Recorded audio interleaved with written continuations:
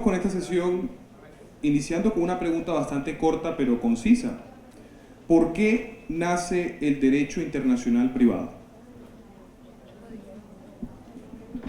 Porque en el mundo hay 200 estados, cada estado tiene su propio derecho y su propia jurisdicción, y los hombres y las mujeres también pues circulan a través de las fronteras, y las relaciones jurídicas no se desarrollan en un solo ámbito jurídico y no se desarrollan en un solo ámbito jurisdiccional. Si no se dan estos dos elementos, primer elemento, la pluralidad, segundo elemento, la movilidad de las relaciones a través de las fronteras, no existiría el derecho internacional privado. Por eso hemos dicho que en algunos países, al no darse alguno de estos elementos, y ponía el ejemplo de España, en que durante una época no salía nadie de España ni entraba nadie en España, pues no se da el derecho internacional privado. Segundo, si hubiese un derecho universal, y también pusimos este ejemplo, si todo estuviera unificado, tampoco se necesitaría el derecho internacional privado. Si tuviéramos un código civil universal, si tuviéramos un código de comercio universal, tampoco se necesitaría el derecho internacional privado. Concluyo, el derecho internacional privado da respuesta a dos factores. Primero, la pluralidad, que cada vez va en aumento. Segundo, la posibilidad de que las partes, los operadores jurídicos, tengan relaciones a través de las fronteras. Para eso está el derecho internacional privado.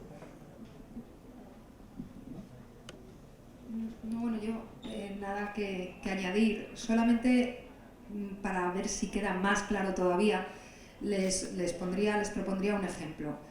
Imaginen, antes hablábamos de los matrimonios internacionales, como el profesor Fernández Rozas decía, si nadie se casase con un extranjero o una extranjera, pues estos problemas no se plantearían, pero imagínense una española que contrae matrimonio con otra española y que piden el divorcio en Colombia, porque viven en Colombia.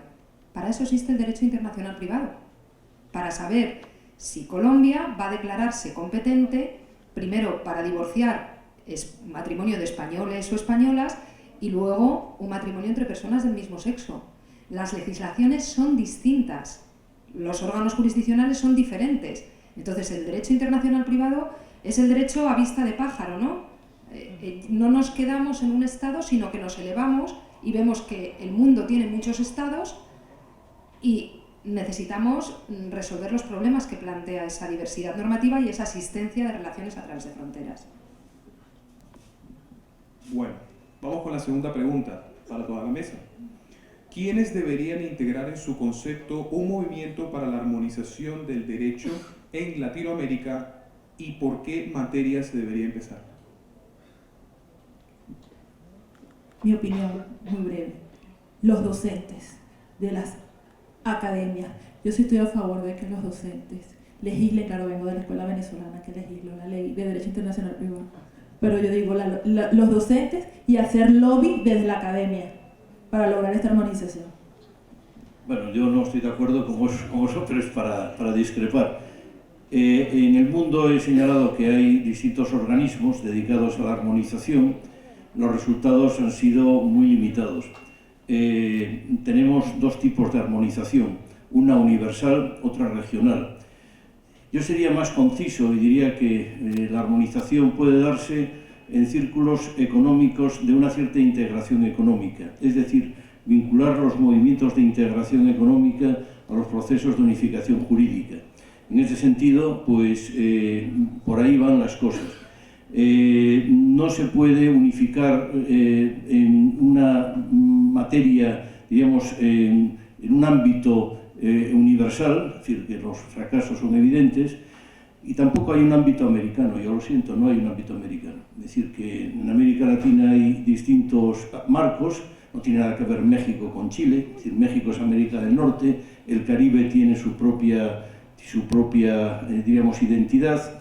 Yo creo que por eso la propuesta es, digamos, vincularlo, por eso hablábamos del mercado caribeño. No estoy en desacuerdo aunque seamos profesores, lo que pasa es que hay profesores y profesores.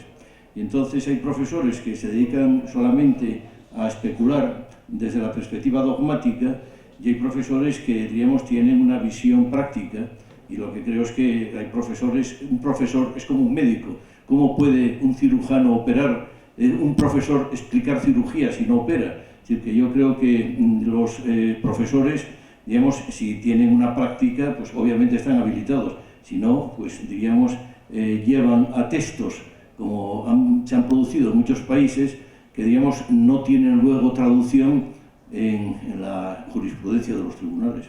Por eso no estoy en contra, pero creo que hay que centrarlo. Por ejemplo, CARICOM, pues se codifica en CARICOM, hay un modelo de integración y hay un modelo, diríamos, de unificación jurídica. Por poner un ejemplo, Tratado de Libre Comercio de América del Norte, que es el más importante de América, pues no hay unificación jurídica. Por una parte tenemos Canadá, que tiene, diríamos, un sistema jurídico, tenemos Estados Unidos, tenemos México, e incluso entre estos tres países no son parte de los mismos tratados.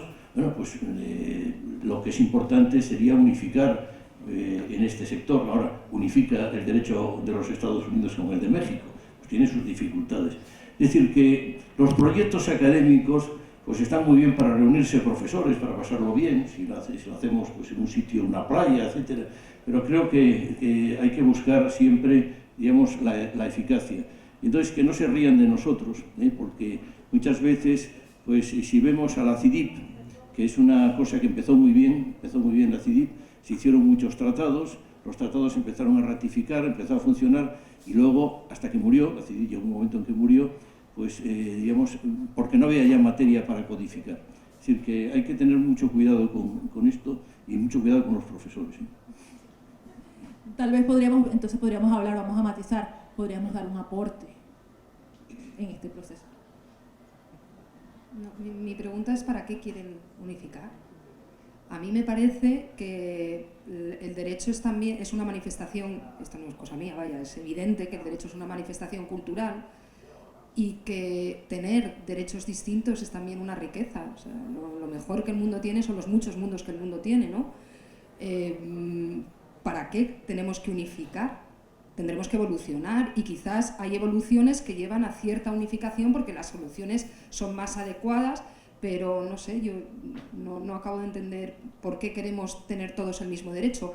Aparte de que, y esto ya desde el punto de vista de internacional jus privatista, como el doctor Fernández Rozas decía, para que el derecho internacional privado exista tiene que haber diversidad normativa. Y esto se lo digo a ustedes, que como en Colombia esto está por explotar, necesitarán derecho internacional privado, los bufetes van a necesitar especialistas en derecho internacional privado, háganlo, porque se rifarán a las personas que sepan derecho internacional privado.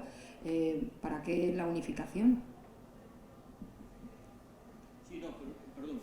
Sí, no, estoy de acuerdo, pero hay que matizar. Y matizar de lo que señalé antes. Hay sectores donde no hay posibilidad de unificación y es rica la diversidad, y estoy totalmente de acuerdo, porque está dentro del espíritu del pueblo y por lo tanto es como el idioma, es decir, que hay que preservar. Pero hay otros sectores que sí necesitan unificación. Estamos hablando del derecho comercial, derecho de los negocios, derecho mercantil. Ahí sí, por eso yo señalaba que la unificación hay que vincularla a los movimientos de integración, cuando se necesite. Fundamentalmente en materia contractual, en algunos sectores. Desde luego, por supuesto, en el ámbito civil yo creo que la unificación es totalmente contraproducente. Bueno, la tercera pregunta es también para toda la mesa y es la siguiente. ¿Cuál es su opinión frente al siguiente planteamiento? El derecho de consumo ha avanzado en cuanto a su armonización, teniendo en cuenta que existen categorías jurídicas de consumo que se pueden adaptar al derecho civil, como la compraventa. ¿No sería esta conexión un paso inicial para la armonización del derecho civil? Por ejemplo, sustituir los vicios ocultos por el régimen legal de garantías en la compraventa. Bueno, es una pregunta de una gran complejidad. Es decir, que salimos de un tema muy concreto para una unificación global. Yo lo que creo es que, digamos, el consumo tiene sus límites, el derecho del consumo. En la Unión Europea hay una serie de directivas sobre consumo que han sido traspuestas a las legislaciones de los Estados y, por tanto, hemos llegado dentro de la Unión Europea a tener leyes similares. No es que haya normativa comunitaria, sino que a través de directivas comunitarias se ha producido la unificación del derecho de los seguros. pero no creo que a partir de los seguros, del consumo, pero no creo que a partir del derecho de consumo se podamos dar otros pasos. En estos momentos hay otros intentos, se quiere hacer en estos momentos la compraventa, es decir, hay un modelo de compraventa dentro de la Unión Europea que choca con muchas dificultades. Lo que está unificado, curiosamente, y no lo dije, pero quiero insistir en ello, lo que está unificado en la Unión Europea es el derecho internacional privado. Es decir, al no poderse unificar el derecho privado, el derecho material, al ser imposible de la unificación, se ha unificado el derecho internacional privado. Hoy día los españoles, los italianos, los franceses, los alemanes, los rumanos, los portugueses, tenemos las mismas normas para nuestras relaciones internas y muchas para las de fuera. Y nos queda, por eso los italianos tienen una ley, para lo que no queda dentro de la Unión Europea tienen una ley, y nosotros en España deberíamos tenerla también. Pero lo que se ha unificado es el derecho internacional privado porque lo otro no se puede unificar. Y entonces, bueno, pues hay intentos, ya digo que el tema, se ha hablado de la compraventa, se está trabajando en ello en estos momentos, con muchas dificultades. La siguiente pregunta es para la doctora Zorilli. ¿Se puede decir que la siguiente afirmación de que en Colombia no existe un verdadero derecho internacional privado es falsa, teniendo en cuenta que acoge los principios UNIDROIT por medio de su Carta Política y la Corte Constitucional?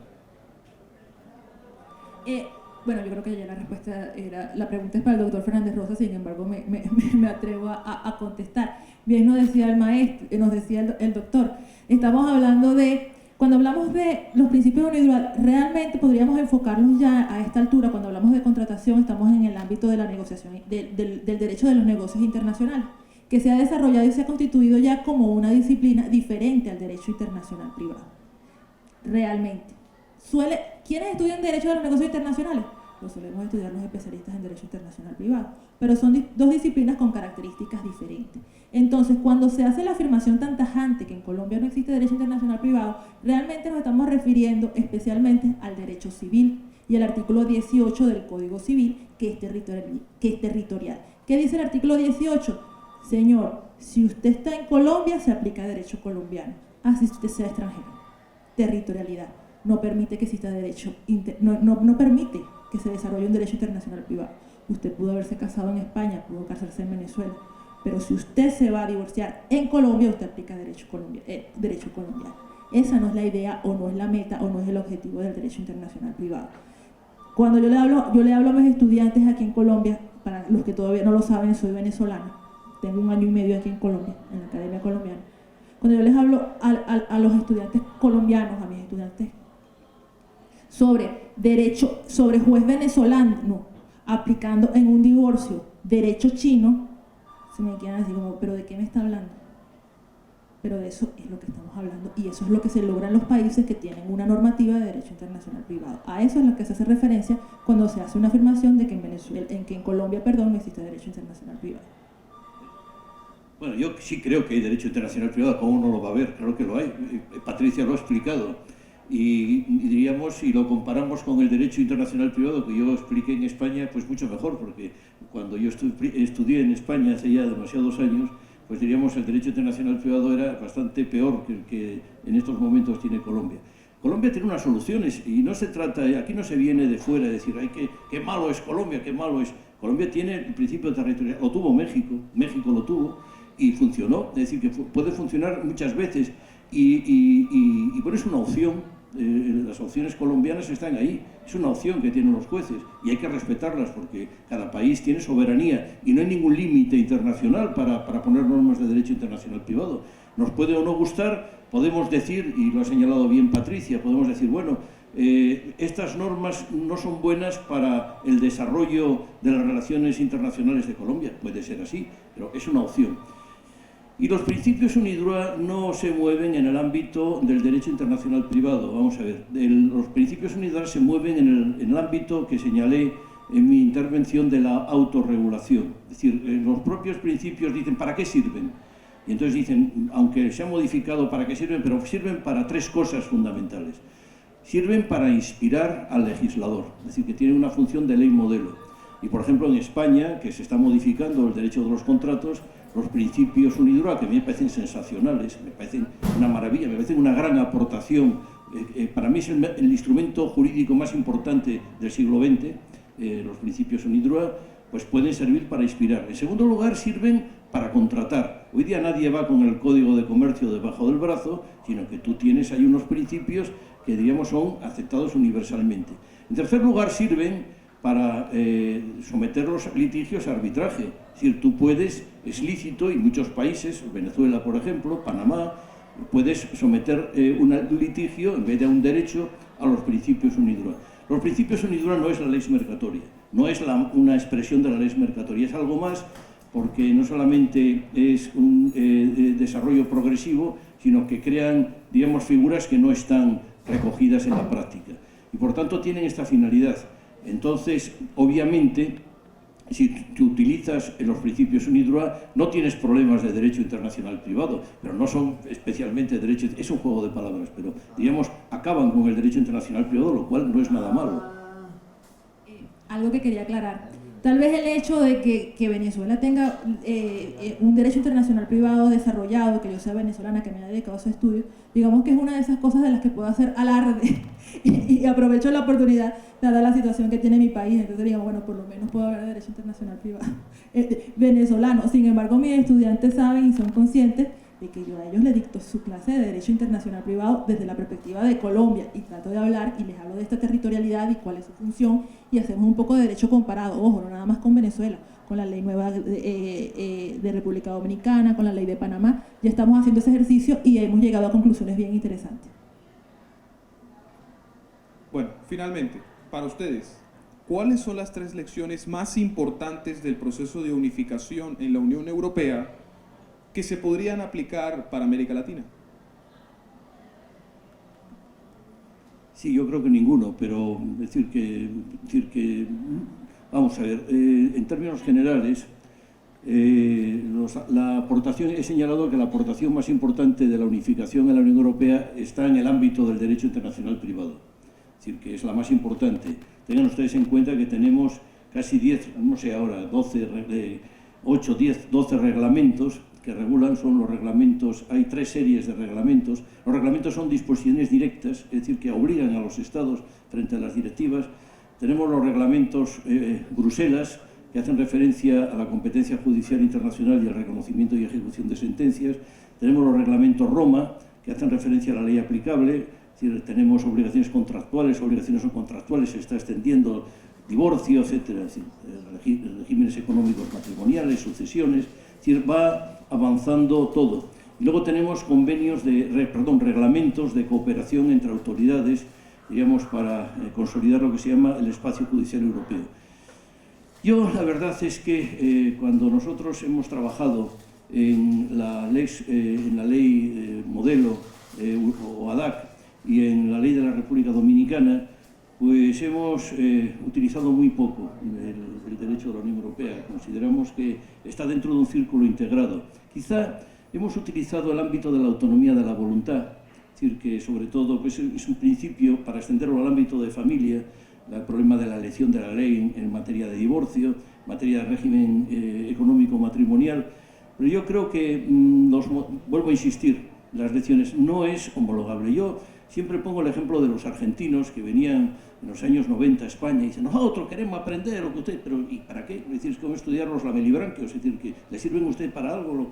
Es decir, el proceso de integración europea está marcado primero por unas consideraciones políticas, segundo por unas consideraciones ideológicas. Es decir, tiene unos elementos, ha habido una guerra mundial, es un proceso que hacen los norteamericanos tras la Segunda Guerra Mundial, se vincula al desarrollo del Plan Marshall. Es decir, tiene una serie de empieza con la comunidad del carbón y del acero, es decir, que luego posteriormente va evolucionando y solo en un momento, fíjense ustedes, el Convenio de Roma sobre ley aplicable a obligaciones es del 80, es decir, que desde el 57 al 80 pasaron muchos años y solo desde el año 2000 tenemos lo que se llama la comunitarización del derecho internacional privado, es decir, la comunitarización. Por lo tanto, yo creo que es un modelo muy pegado a la Unión Europea, además con un dato importante, que esto no se puede trasladar, es que nosotros tenemos una Corte Internacional, tenemos un tribunal que es el que da la interpretación de los conceptos a través del recurso prejudicial. Yo lo que creo es que para unificar hay que buscar modelos americanos y por tanto pues autóctonos. Naturalmente los modelos europeos están ahí, es un elemento más, pero yo creo que hay que trabajar sobre lo propio y por eso pues estamos aquí. Esta es la idea. Yo comparto lo que ha dicho el profesor Fernández Rozas. Si aún así se decidiese también en el ámbito latinoamericano que se quiere una integración, por ejemplo, en materia de derecho internacional privado, pues uno de los consejos que daría es contar con un tribunal de justicia con el que cuenta la Unión Europea, porque es fundamental a la hora de realizar una interpretación uniforme del derecho creado en el ámbito de la integración, un tribunal que sea competente en el sentido de formado por personas conocedoras de la materia y que sea capaz de realizar buenas interpretaciones. Luego, no dejar en manos de burócratas la elaboración de las normas, porque muchos de los instrumentos a los que ha hecho referencia el profesor Fernández Rozas pues tienen fallos importantes, quizás porque no se ha contado o siempre con expertos, o quizás también porque en ocasiones se están alcanzando soluciones de compromiso que no son las más adecuadas. Y luego no unificar a toda costa, que también esto es algo que se está viendo en la Unión Europea, por ejemplo, con el reglamento en materia de ley aplicable a la separación judicial y al divorcio, que como se quiso sí o sí sacar ese reglamento, bueno, ese reglamento salió como reglamento de cooperación reforzada, lo que significa que no todos los Estados miembros son parte del reglamento, y entonces ahora pues en la Unión Europea hay como 14 Estados que sí son parte del reglamento y 14 que no, y esto es por un poco un proceso de unificación, como decía antes, a toda costa y por encima de todo, que no está llevando a soluciones adecuadas. Quería hacer un comentario de algo que me vino a la mente. En el ámbito de la Comunidad Andina de Naciones tenemos un tribunal, pero no ha dado resultados. No ha dado los resultados esperados haciendo la comparación con la Unión Europea. De hecho, tiene sus particularidades, pero yo creo que es un problema, es complejo este tema de soberanía de los estados a la hora de... Cuando el tribunal de la Comunidad Andina dicta una sentencia, ese carácter coercitivo, realmente allí falla. Por ejemplo, Venezuela en 2005 le demandan, el Tribunal Europeo dice, no puedes establecer un control de cambio, no puedes prohibir la libre circulación de divisas internacionales, de dólares, porque eso precisamente va en contra de la libre circulación de bienes y servicios. ¿Y qué dijo Venezuela? Me voy de la cama, me voy a Mercosur. Entonces es un poco complejo nuestras idiosincrasias y nuestra forma de entender la soberanía, realmente. Bueno, hay un elemento ideológico también. En Europa tenemos un modelo de familia que es judeocristiana, es decir, un modelo de derechos humanos pues muy europeo, que no respeta otros niveles culturales. Estamos en el ámbito del conflicto de civilizaciones y con la unificación hay un gran peligro, que es convertir el derecho en normas de combate para combatir civilizaciones distintas.